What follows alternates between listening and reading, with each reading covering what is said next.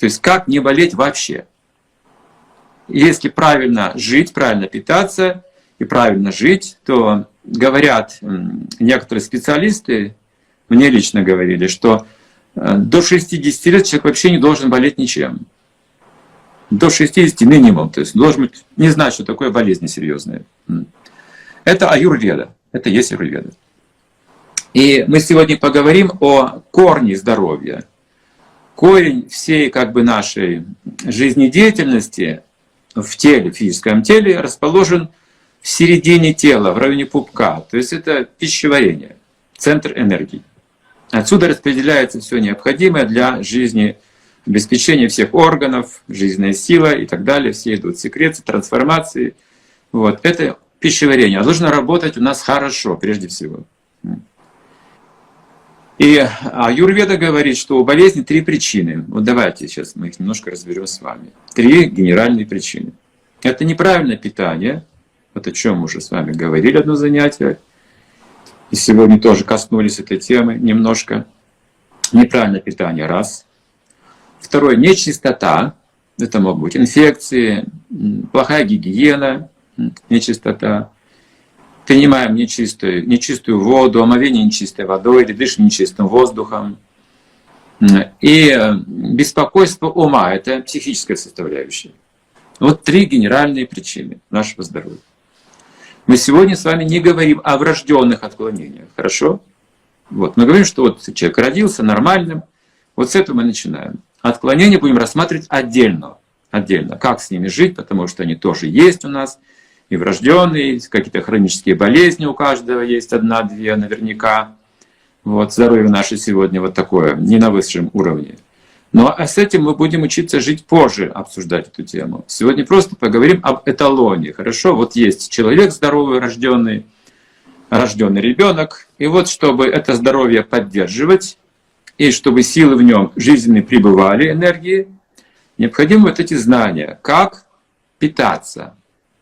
Прежде всего, правильное питание. В этом смысле это не просто какая-то пища, о чем мы говорили в различных качествах, вегетарианская или не вегетарианская, не об этом речь.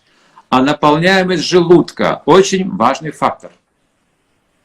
Сегодня многие люди не знают об этом, почти никто не знает об этом, а если и знают, значения не придают большого, то, о чем мы сегодня скажем.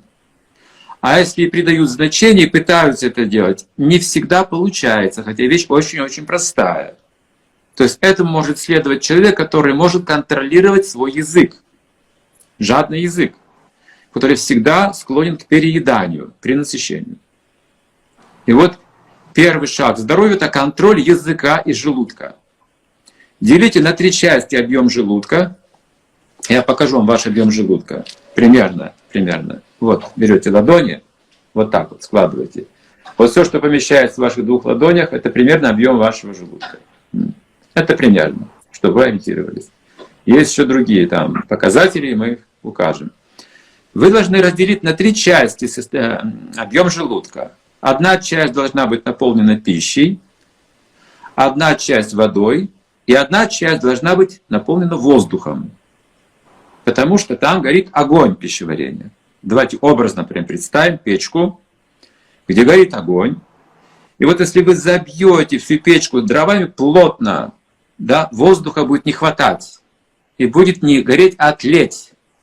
То есть нарушится интенсивность пищеварения.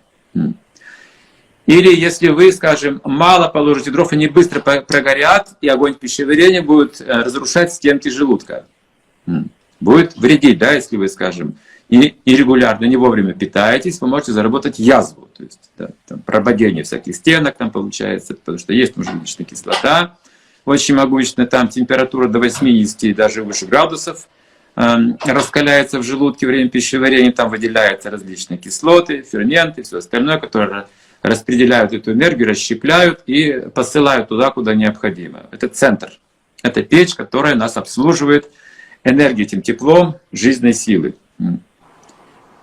И когда вы едите, это очень простая формула, смотрите, главная формула правильное питание, что касается здоровья. Но, как мы сказали, почти никто, наверное, практически никто не следует этому правилу сегодня, только больные люди, которые вынуждены, да, себя как-то вот ограничивать, контролировать, потому что уже страдают. Здоровый человек всегда переедает, всегда ест что-то неправильное, и таким образом нарушается, постепенно нарушается циркуляция жизненной силы. То есть то, о чем мы сегодня говорим, называется прана-майя на санскрите. В прошлую встречу мы говорили анна-майя, помните? Анна — это пища, майя — энергия. То есть сегодня говорим прана-майя. Прана — это жизненная сила, энергия жизненной силы. Я упомяну, что это такое. Это воздушные потоки в теле, которые делают человека, ну, как бы целебным. Если они правильно функционируют, то можете лечить руками, допустим, научиться. И даже мысленно можете как-то влиять на людей. Обычно руки, или вы через воду передаете эту энергию, как это делают некоторые вот экстрасенсы, да, известные нам, которые могут через воду повлиять на человека, или руками, или голосом просто. Это влияние пран, потому что здесь есть открытые каналы, на ладонях есть открытые каналы, в глазах есть открытые каналы, через глаза они могут тоже действовать. Некоторые могли лампочки, там, стаканы раскалывать вот, взглядом, там, мысленно. Есть такие люди, феномены. Это действие пран, жизненной силы. Их 5, этих потоков в теле. Йоги это изучают. Это очень важный момент для йоги. Прана, апана, вьяна, самана и удана. Не будем усложнять, я не буду подробно об этом говорить. Вот это вот 5 воздушных потоков, которые обеспечивают циркуляцию. То, что мы называем обменом веществ, сокращением мышц, мигание век, эмоции, которые у нас отражаются, это все действует праны, пневматическое такое тонкое устройство тела. Прана. И мы дышим праной также, не только воздухом, химическим, да, веществом, там, кислород, углерод, азот, там, водород. Нет, не только это. Там еще прана есть, тонкая энергия. Прана прежде всего поднимается от восхода солнца. Если вы встречаете каждый утро восход солнца должным образом, сконцентрированно, вы получаете прану, заряд жизненной энергии. Днем вы отдаете эту прану, ну, через деятельность. Днем мы работаем. Вечером солнце садящееся успокаивает, уравновешивает наши праны. Ночью восстанавливается утраченная энергия тела. Снова утром получаем прану для тонких ощущений, для вдохновения. Ранние утренние подъемы, они также необходимы, чтобы обновляться праной. Если вы возьмете, скажем, фрукт дерева с восточной стороны и с западной стороны, по вкусу будут отличаться. Вкуснее фрукты с восточной стороны, там, где солнце восходит. Также травы, растения, различные фазы Луны и различные самки Солнца по-разному ведут себя, разный обмен веществ в это время у них, разные функции. Например, когда вы спите, одно из веществ работает на выделение шлаков. 40 минут спите, тело считается все полностью нечистым, потому что через 40 минут уже шлаки пошли наружу. Если вы спите до 40 минут, тело еще считается чистым. То есть во сне тело работает по-другому, чем когда вы бодрствуете. То есть праны работают по-разному. Итак, есть праны, которые двигают вверх наши потоки, вниз, влево, вправо, другие вещи. И апана. Апана — это воздушный поток, который выталкивает нашу жизненную силу в момент смерти из тела. Такой воздушный поток тоже есть. Вот здесь вы можете почувствовать в районе пупка. Хорошо, вот если вы закроете уши вот так, обеими руками, я вам дам 5 секунд, буду молчать, закройте уши и послушайте, слышите шум внутри себя?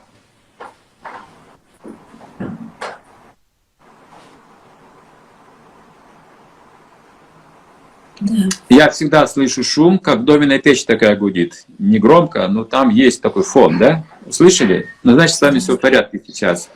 Ближайшие, скажем, там, час-полтора будете жить. Потому что минут за 40, за час до смерти огонь пищеварения прекращает свою работу, и вы не услышите никакого шума. Закрыв уши ладонями, вы не услышите никакого шума. Означает, что вам осталось жить не совсем много. Минут 40, час, полтора. Все. Поэтому некоторые люди чувствуют некоторый холод в этой области и говорят: сегодня я буду умирать. Они это уже как бы ощущают, близость, вот этот холодок отсюда. Огонь пищеварения уже уходит. Вот тут жизненная сила, все, начинает апана включаться. Не прана, а апана. Уже механизм начинает срабатывать. И человек уже чувствует, что он как бы отличается от тела.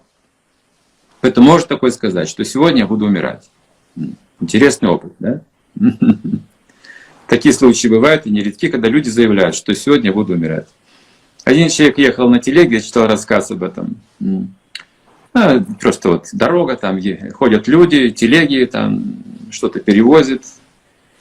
Попросил остановить телегу, сошел на обочину, пошел на траву, под дерево лег и сказал: «Как хорошо!» и умер. Тоже могут испытывать некую такую радость, потому что уходят какие-то плохие ощущения. Жизненная сила может также и плохие ощущения поддерживать в теле.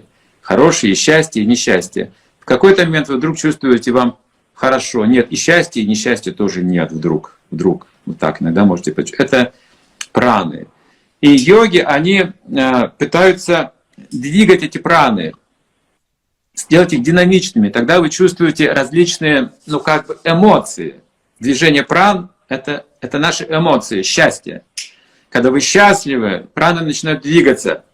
И вот тогда вы чувствуете счастье, энергию, все красивое, все прекрасно, вы любите. Это праны начинают двигаться под этим влиянием. Экстатические такие вот переживания можете пережить. И видя какую-то красоту, или познав что-то невероятно, узнав, услышав, или встречаете любимого человека, в этом случае ваши праны начинают двигаться от осознания этих вещей, праны, и вы чувствуете это счастье.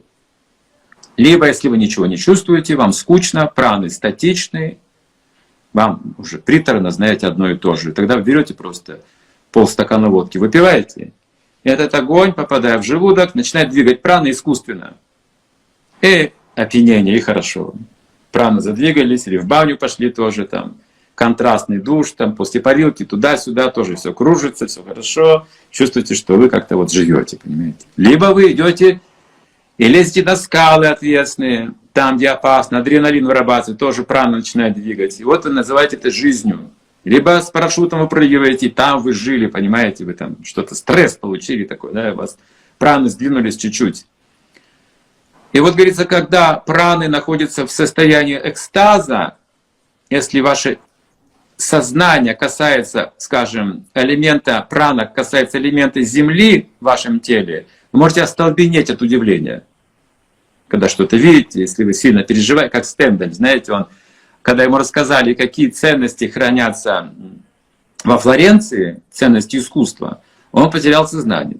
Или Леонардо да Винчи, когда писал эту «Тайную вечерю», он неделю не спал и не ел, забыл об этом вообще. Забыл, в трансе находился. Это движение пран. Когда вам не требуется больше вот обычного ритма жизни, тело работает в совершенно другом режиме. Есть примеры, когда человек танцевал 72 часа без остановки. 72 часа в экстазе. Царь Давид, кстати, мог испытывать такой экстаз, написано в Библии. Мог танцевать очень долго, находясь в экстазе. В экстазе человек может съесть десятки килограммов пищи за один раз и не заболеть. То есть вот какие-то такие вот чудесные явления могут происходить, когда у вас прана работает в другом режиме, в более интенсивном режиме. Или наоборот, йоги праны все останавливают в теле. При помощи дыхательных упражнений специальных прану останавливают. Практически он не дышит, он достигает состояния такого анабиоза. Да? Тело деревенеет, становится твердым. Функция обмена веществ практически останавливается, но не умирает человек. И он может как бы вот впасть в это состояние на долгие годы.